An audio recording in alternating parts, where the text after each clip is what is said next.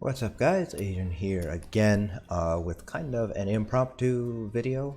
So this is something that was posted on the Toxic Rating Environment Discord by none other than the Style Anima. And it's the class reps meeting notes from the September 25th, so yesterday, posted by none other than Gina Bruno. So this was posted about an hour ago, a little less than an hour ago. And so when Style Anima posted a little bit of a snippet from it, which was pretty exciting for us in the Toxic Rating Environment Discord, which is they are reverting the changes to the cast time for the Sorc shields and light armor shields. But when I clicked on the link and kind of scrolled through it, you can see that they actually discussed quite a bit of things here. So instead of just making kind of a post about it, I decided to make an entire video based on the class notes, meeting notes that they have here.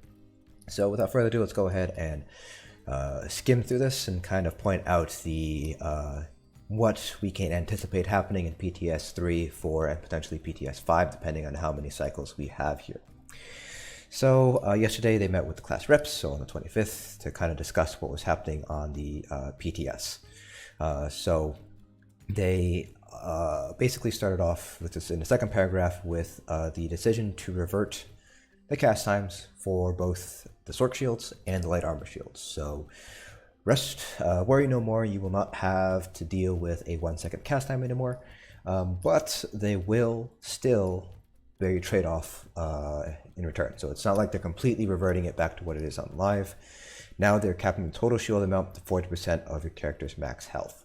Now they didn't necessarily, the wording is a little bit ambiguous as to whether it's 40% per shield or if it's 40% combined shields.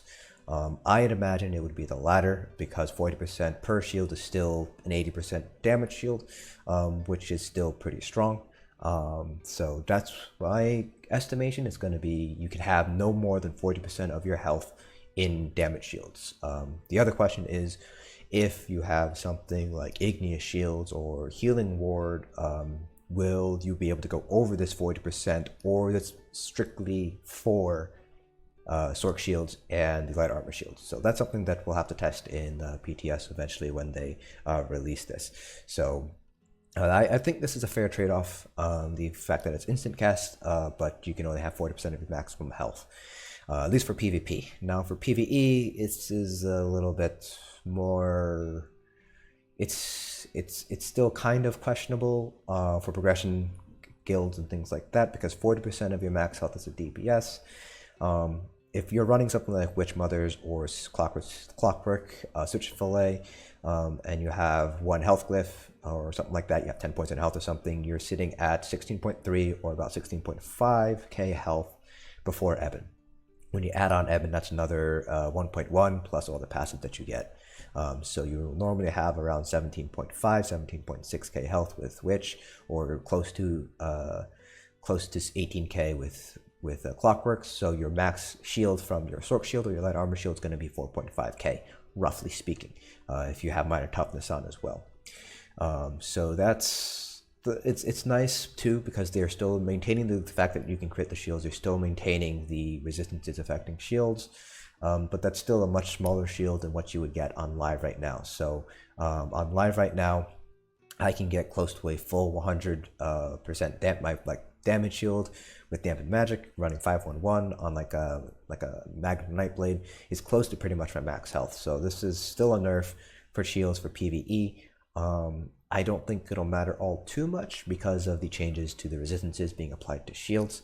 But I'd have to see whether or not this will affect things like Lothus, or like Silence is the big example, but anything else like Maw or something like that too. So this might, I think this is a fair trade-off for PvP, but I wish they gave a little bit more thought to PvE when they made these changes. So below here, they just kind of went over pretty much the meeting notes. So for this meeting, they actually sat down and discussed and communicated why the devs made certain changes. So basically what this means is the class reps managed to get a little bit more insight into how they were thinking And likewise, the devs are able to get more into what the class reps are thinking, basically what the player base has been thinking. My music decided to stop for some reason, so I might just forget about it for right now. Unless it froze on me. I think it could have just frozen on me. Well, that's whatever. So these are notes taken by Joy Division. So for Sorc shields, they said they spent 30 minutes discussing the shields. So basically, the devs' explanation was they wanted to even the survivability between stamina and magicka. But Zos wanted Sorcs to make more difficult decisions regarding class defense, and they felt like shields were a potent defense mechanism. So this is something that I feel like they don't really have a good grasp, at least, of where things stand when it comes to stamina versus magicka in PvP and PvE. For example, so they say here that the magicka builds could spam shields without paying attention to what a boss. That's not really the case here. Yes, you could spam shields, but then you're giving up a crap ton of DPS, and that doesn't really play out. So while it is true that you could just use your shield to kind of mitigate incoming damage, it's not what most PvE guilds do. A lot of guilds actually, some guilds even just completely forgo the shield and just rely on their healer for healing. Not that I say, like, I suggest that's a good idea, but some guilds are at that level where they don't necessarily need the additional healing. I'm actually going to, it's too quiet, I need the music. So I'm actually going to force quit that and restart it just so we can get some music going. Get rid of this. There we go. I think it just froze. So that just kind of tells me that Zos doesn't really have a great understanding behind, you know, the class balance in the game right now. And so the reps basically said that Sorcs, you already have to make difficult decisions with your builds in PvP. Sustain is a big issue, both PvP and PvE.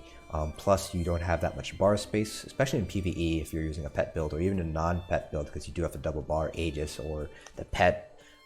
So, you know, and I've also mentioned this quite a few times on the damage shield changes videos that shields in PvP, there are a lot of counter plays you can do. So continuing to push pressure, stacking dots and bleeds, using oblivion damage. So shields, while they are strong in PvP, there are still plenty of viable counter plays to them, and you can't really 1vx as a Sorc. They just don't have the same level of burst damage that, say, a Nightblade does or something like that. So basically, they just talked, this is all basically, looks like all about Sorc shields, kind of going over why there's this disconnect between the devs and what the player base actually sees. This just kind of reinforces the general consensus that the devs don't really have a good grasp of what the meta is for PvP and PvE. Okay. So for champion points, they actually discussed the champion point system for good reason. So a lot of endgame raiders are actually kind of wary of the champion point system. I personally am not a huge fan of it.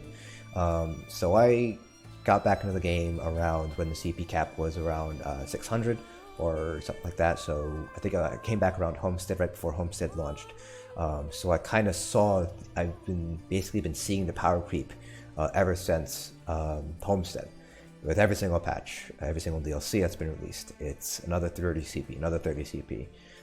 So Morrowind was 600, and now we're at, I think going on 810 right now, going up to 840, I believe, in Wolfhunter, or not Wolfhunter, Murkmire. And that's just a huge power creep. You have 80 more CPs into each of the 3 different trees. And that's basically what they're discussing here, the fact that champion points is basically a power creep system. And overall, that's not necessarily going to be healthy for the game. For CP, PvP, for obvious reasons, and also for PvE, basically because with that power creep, you start to be able to avoid mechanics. So Zazhasha, for example, you don't, the top guilds in PCNA, PCEU, they're able to get through Zazhasha in one shield phase. You don't have to worry about mechanics anymore. because you just burn through them. Twins, you can get through it in one prayer phase. You don't have to worry about playing mechanics anymore because DPS has gotten that high. People have been posting in the Toxic Raiding Environment Discord almost 15-minute VMAW hard mode runs. That's how fast they're able to clear that content now. And partially to blame is this champion point system with that power creep. So they're just trying to kind of figure it out, how to best address this. So the devs said that the CP system is intended to counterbalance itself, and their example is they can get X% buff, but that's negated by minus X% buff. Basically, let's say I want like 21% into Elfborn, that means I'm giving up, let's say like I'm basically gaining like 1% into Elfborn compared to 1% in like Ellie Expert or something. But that, to me, again, indicates that they don't really play their game, because once you're at those high percentage points, remember that the cap is 25% for Elfborn. The difference between 20 and 21% is pretty small overall.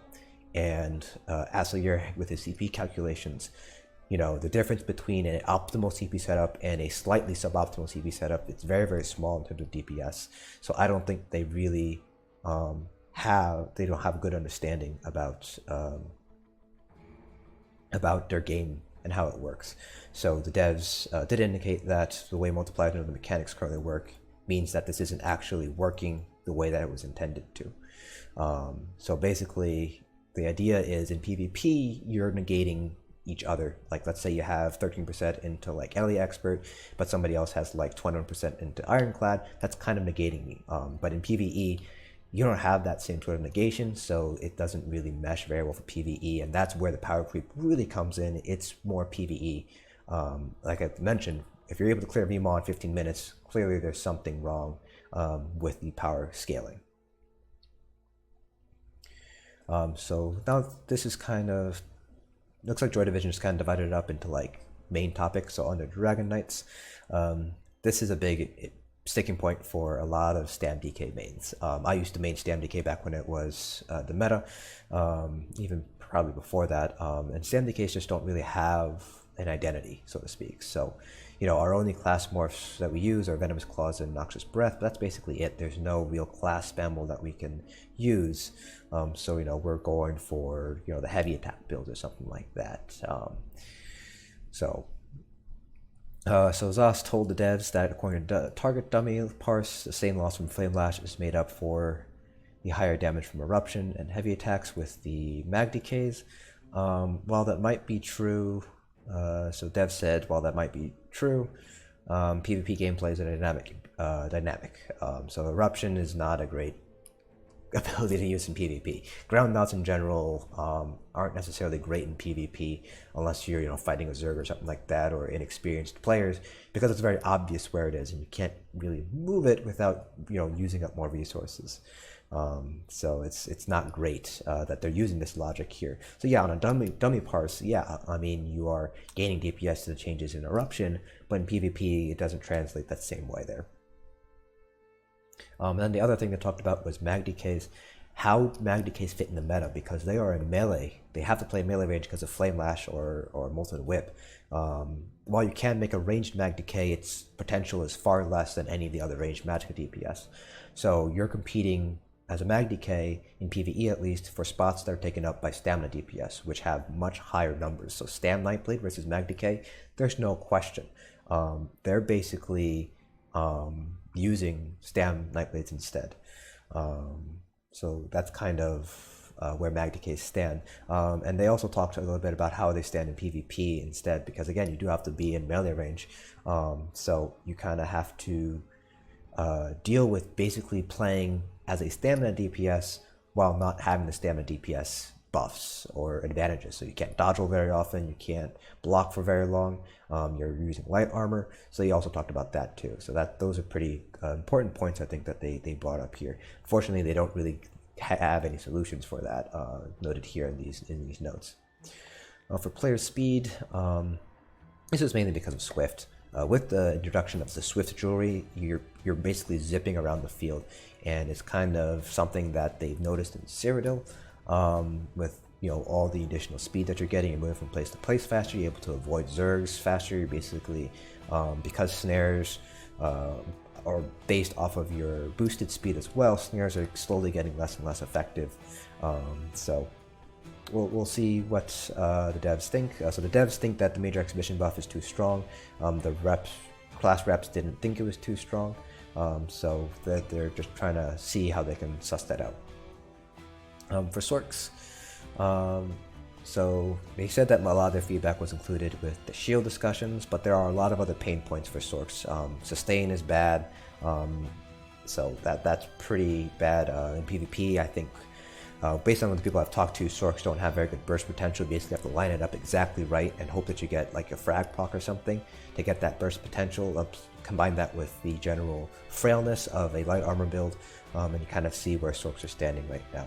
And I've mentioned before that, I don't think I did it in a YouTube video, but on Reddit I've mentioned that Sorcs are basically kind of been running in place for the couple of patches. They're basically trying to play catch up to the other classes in PvE. So that's kind of how they feel right now. So they talked about the Dark Deal changes, which I think was great. It was needed. Somebody mentioned in a comment here that the changes actually resulted in a greater sustain boost over 10 seconds, which is usually the duration between Dark Deal casts on Stam Source, for example. So it's actually a slight increase into sustain there. So I think that's great. But this is more PvP, this next point here, I think, about Overload. I know Overload is not used very much in PvE in endgame trials, but I think for PvP there might be something here. But I'm not sure exactly what they're talking about. Again, I'm not experienced in PvP. I've just been talking with other people about PvP, mostly in toxic raiding environment, just kind of like absorbing information as they discuss it. This is an interesting line though. Zos indicated they were thinking of changing one of the ultimates into a stamina morph, since Sorcs don't have a stam morph. And the reps just said air Etrinak. So that might be interesting to see there. So for Wardens have a couple of pain points, but they're varying, I think. So they changed Netch and they changed Shulks, so Netch returns more resources. The Shulks cost less, so that's great for sustain. But Swarm got a cost increase. So that was a little bit head scratcher, just because it didn't seem to be overperforming, but they still gave it an increase. So Zos said that Magical Warden Sustain was better than Stamina after all the buffs, which is why they focused on the Swarm ability, which was extremely cheap and not used by Stam Warden. That to me kind of, again, indicates that they're not really playing their game. Lyco and Seb have done tests on the PTS, and Style Anima has as well on her Magical Warden. I haven't been able to get on the PTS just because I got swamped with work this week from classes. But Stamden's sustain is phenomenal. It's not necessarily comparable to Stam Nightblades, but it's very close. Meanwhile, Magical Warden sustain is, while it has improved with the changes to Betty Netch and Shulk cost reduction, you still need to use balance on a 6 million dummy in order to get basically not run out of Magicka. So I don't know what they're saying when they say that Magical Warden Sustain is better than Stamina Sustain, because it's not. You either have to use Spell Sim, or Magic Regen Glyph, or a Absorb Magicka Glyph to be able to sustain on Magical Warden on a 6 million dummy parse, versus a Stamina Warden, which I believe, I don't remember if Lyco said he had to use a heavy attack or not, but even if it's just one heavy attack every time he's on the front bar, you're still able to sustain a 6 million dummy rotation and pull much better DPS compared to the Magicka Warden. So I don't know where Zos is pulling this out of, but they're clearly, again, not very in tune with what the meta is in this game. Bird of Prey change, I liked it. It's a passive buff, really great. So they mentioned the Arctic Blast change here. So I think this is more for PvP, less so for PvE. And so the idea behind this was Wardens needed another stun ability, so kind of bring it in line with the other classes. So they introduced it into Arctic Blast. But there have been discussions here. Again, I'm not really certain what aspect it hits on. I think it's more PvP, so I'm not really going to be commenting on this too much. Nightblades. This line is pretty succinct as to a lot of my thoughts. It's that this patch was more about nerfs than buffs. They nerfed a lot of stuff here. So DPS did take a hit here just because of the sustained nerfs that were made, but it's still very good. It's still probably one of the top range DPS classes. But tanks and healers did get hit by the changes. So you can't,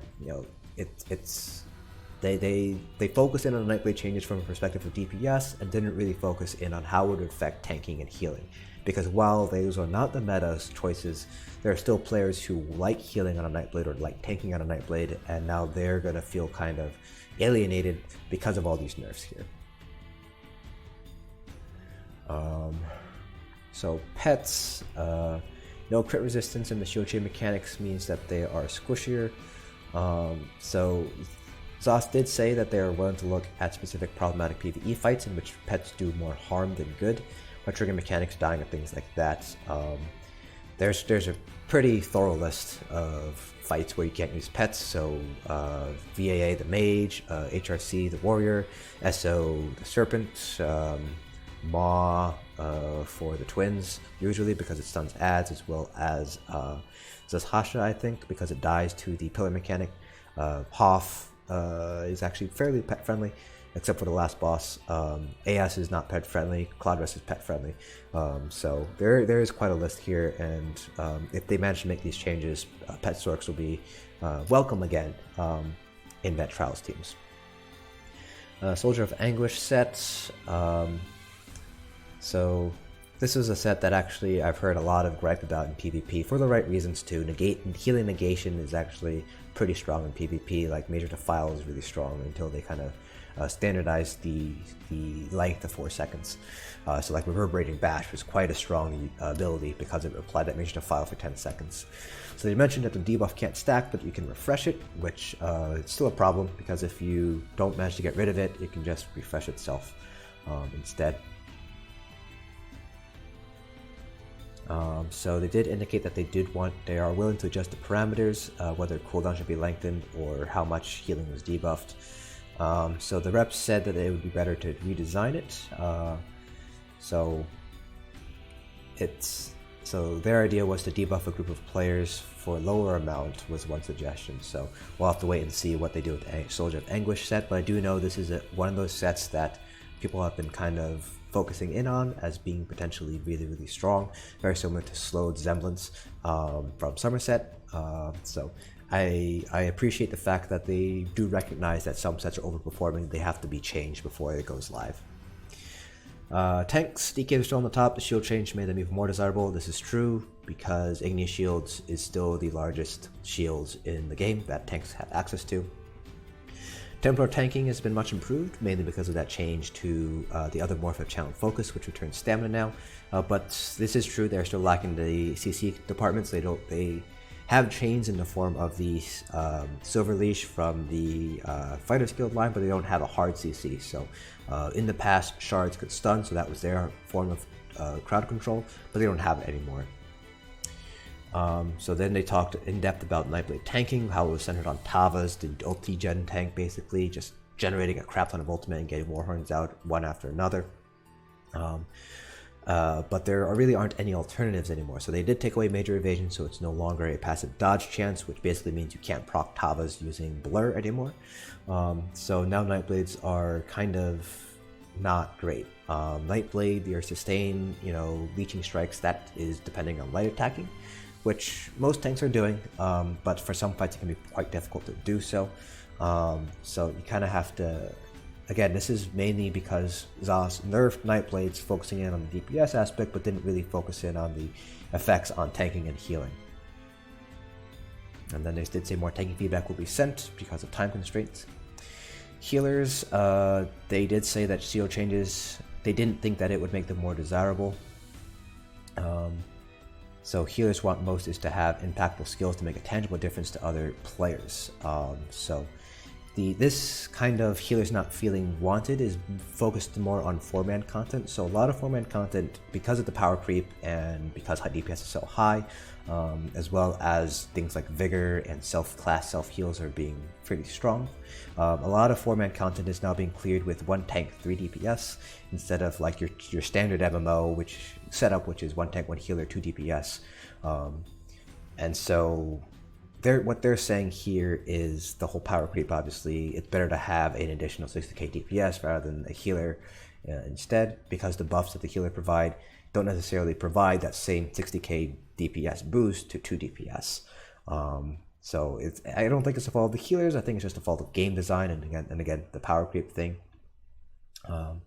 They did talk about Nightblade and Sorc healing, so the Matriarch has less shields, the overload bar, so you don't have the 3rd overload bar, which apparently was what some Sorc healers were using, but just thinking back on like my old Sorc healer build, I never used the overload bar because I think the healing negate morph and the war horns were far better ultimates to use rather than overload, and I don't think that really like having a 3rd bar didn't really justify using overload and giving up a really good ulti.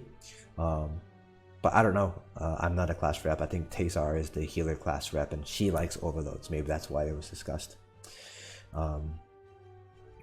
So Nightblade healers in the past have kind of been kind of a DPS healer hybrids with refreshing path dealing damage. So now it's pretty much all healing instead of like being able to DPS as well. So because they did change funnel health, so it does deal half as much damage in Murkmire while increasing the amount of healing that it does. So you know that's not what Nightblade healers kind of have traditionally fit into. They kind of fit into the I can heal you and also deal damage at the same time. So now that they've taken that away, it kind of steals their identity, so to speak. So they did mention that the class reps mentioned that it'd be a good idea if healers had access to buffs or skills that can't be replicated via gear or buffs from DPS. Like the Siphon Spirit is the example they give, is bad because there's a cast time, there's a cooldown, and it offers basically the same buff that Ellie Drain and Blood Altar both provide, so it's pretty much useless. So they kind of wanted to adjust this a little bit here. For Templars, they had a couple of time constraints here. So Joy Division, I think, is the quote-unquote Templar rep, so he's going to provide feedback in an email to them. But Joy Division does mention jabs damage, evasion mitigating, Templar spammable. I'm not sure what that means. Minor vitality loss, minor protection uptime, crescent sweep mechanics. Those are the main points that Joy Division notes. I do agree with jabs damage. Their spammable is not very strong compared to other spammable options. That's why Magplars are not using sweeps. They're using ally weapon instead, or force pulse. The minor vitality loss I don't think is going to be that big of a deal. Probably mostly for tanks. Minor protection uptime, I'm not sure what he means by that either. And then evasion mitigating Templar spammable, I'm not 100% sure what this means either. Might be something with how the spammables, you can kind of move out of it, so it doesn't deal as much damage. That might be what he's talking about, I'm not 100% sure. So other mechanics, dual wielding enchantments are much more powerful than other weapons since both are at full strength, and they will have more uptime. They did indicate that they're aware of this, so what I'm anticipating is going to happen, maybe not in Murkmire, but they might actually basically change it so the enchant on your offhand is going to be half strength. That's what I'm anticipating. That's what it sounds like they're saying, that you won't have full strength on one of your enchantments, your offhand enchantment probably. And Zos asked about heavy attacks and class reps' feelings. So stamina, they did mention that stamina heavy attacks were smoother, just because they're faster. Dual wield heavy attacks are the fastest in the game. So that's the thing. And then they also said that the Inferno heavy attack didn't feel very great because it is slow. It's one of the slowest heavy attacks in the game. And the Lightning Staff channel was okay, just because they said that the user always felt like they were doing something. I'm not sure what exactly that means, but the other thing too is the lightning heavy attack does have an AoE component behind it, so it's a little bit stronger that way, so that's pretty good. Class reps indicated that speeding up heavy attacks would be great. Players are mostly looking for impact and to feel like they accomplished something worthwhile by taking the time to do a heavy attack rather than using a skill. So they mentioned that resources are okay, but it feels more of a chore and something that had to be done just to resume a DPS rotation rather than the heavy attack itself being impactful. So this basically sounds like that the class reps are trying to make heavy attacks feel like a spammable, less like I have to do this in order to get my resources back to use my spammable. So I think that's the general gist that I'm getting out of this paragraph. I could be wrong, could be interpreting it incorrectly, but that's kind of what I got from that. So forward momentum, shuffle, and evasion. So they did say that they didn't discuss them nearly enough. Forward momentum enabling heavy armor builds to be more maneuverable than medium armor was identified. This is more for PvP. You have heavy armor builds running a two-hander back bar and just using forward momentum. So basically that just removes snares and things like that. So it's really nice to have, but it also basically, since it removes snares, it lets players be a little bit too fast.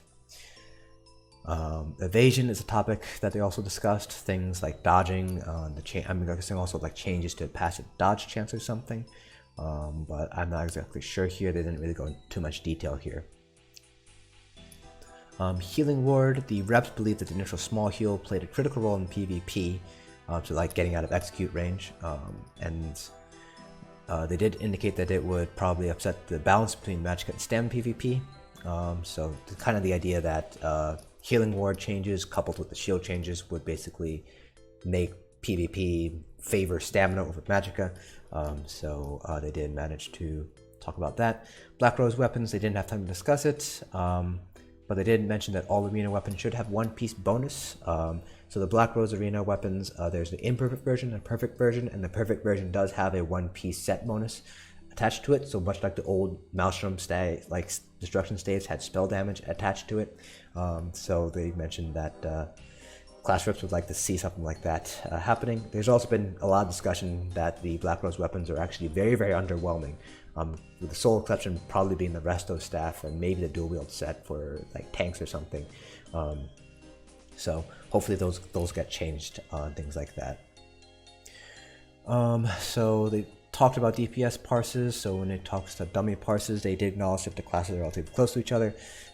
This line again reinforces my belief that the devs don't really play their game too much, or they're not the same level as the true high-end PvE players. We're talking about Seb the Lance, we're talking about Lyca, we're talking about Stel Anma, we're talking about Outcast, we're talking about LDH. You know, those guys are the top PvE DPSers in the game, and their parses, you can tell there's a clear DPS difference. If you take a look at like Magicka Templar versus Magicka Wardens, there's a very clear distinction there between the gap in their max parses.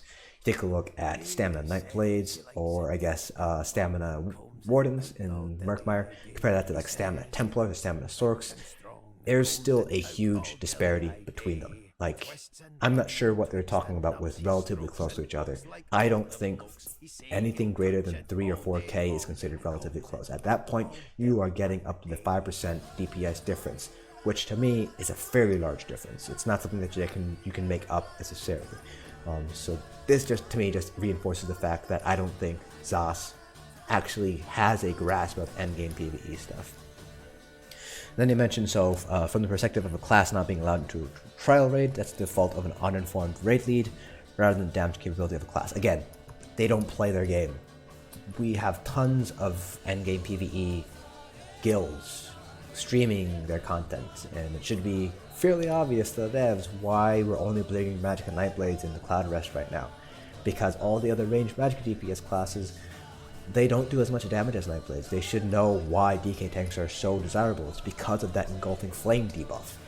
So again, these two lines combined just tell me that Zos has no idea what's going on with the meta in terms of PvE. That they don't have a good grasp of their game from a PvE standpoint. As well as from PvP standpoint too. I've heard a lot of players say that Zos doesn't have a good grasp of what's going on in PvP meta either. So they mentioned here that there was a lot of heavy attacking. Certain classes have to use spell sim, others can sustain the light attack rotation, skills got nerfed, things like that, or have negative effects. So Zos mentioned that DPS parsers are better and more in line, but the gameplay to get the DPS is not as enjoyable. Again, this is probably accurate in that parsers are better. Like the disparity between the different classes has shrunk. Part of it is because of nerfs to Stam Nightblades. In line right now, Stam Nightblades are far and ahead above everybody else. Like we're talking again like 3 or 4% increase difference in DPS. So it's a combination of the buffs to some classes and then the nerfs to Nightblades that are kind of making those DPS parsers, you know, squeezing the confidence bands a little bit. But the bands are still too wide if they're going for like trying to make all the classes equitable or something like that. So again, I'm not sure how to fix it because I'm not a game developer. I don't know how to balance things, and PvE that wouldn't affect PvP.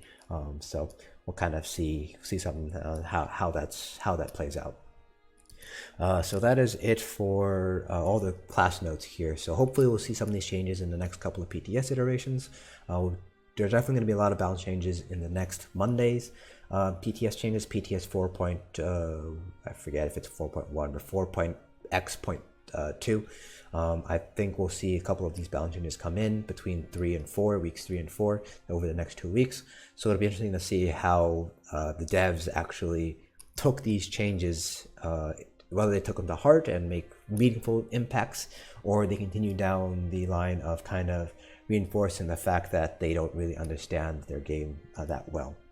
So that's it for this video. If you guys have any comments about these class notes, feel free to leave them down in the comment section below. We can definitely discuss them in the comment section. Just remember to be respectful of everybody's opinions. And I will have a link down to this forum post in the description as well if you guys want to read that through yourselves. So that's it for this video. Hope you guys found this informative, and I will see you guys in the next dungeon.